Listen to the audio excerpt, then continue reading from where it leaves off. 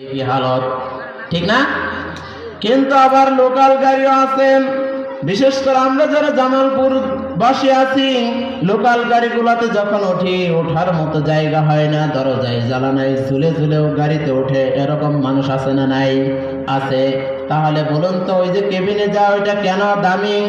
ওইটা দামি দামি মানুষেরা ওই কেবিনে ওঠে, তিস্তার কেবিনে ওঠে, এসি বগিতে করে ঢাকাতে যায়, বিভিন্ন জায়গায় যায়।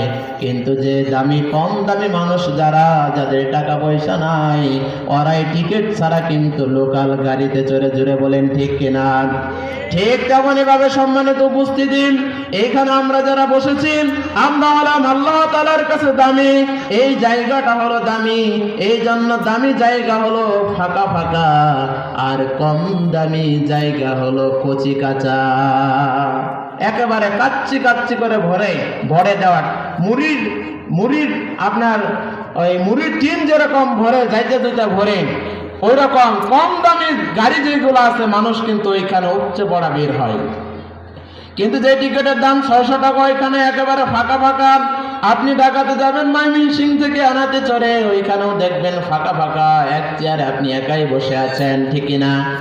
সম্মানিত হাজিরিন, এইখানে যারা আছেন, আপনারা হলেন আল্লাহওয়ালা মানুষ, আপনারা হলেন জান্নাতি মানুষ। এই জন্য জান্নাতের বাগানে বসার সৌভাগ্য আল্লাহ তাআলা সবাইকে দেন নাই।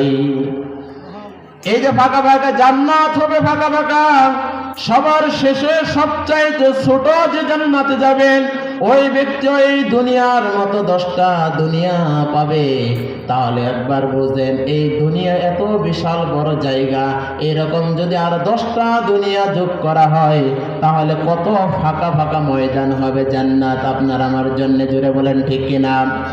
এই জন্য এখানে মানুষ কম, বাইরে কেন মানুষ বেশি?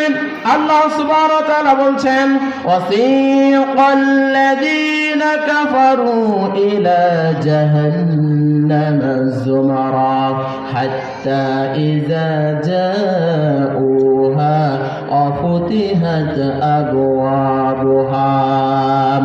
আল্লাহ সুবহানাহু ওয়া তাআলা বলছেন, তাদেরকে যারা নাকি কাফের, যারা কোরআনের এক অংশ মানে আরেক অংশ মানে না, আমি আল্লাহ তাআলার আয়াতকে যারা অস্বীকার করে, এদেরকে জাহান্নামের ভিতরে হাঁকিয়ে হাঁকিয়ে, লাঞ্ছনার ধাক্কা দিয়ে দিয়ে তাদেরকে জাহান্নামের মধ্যে নেওয়া হবে।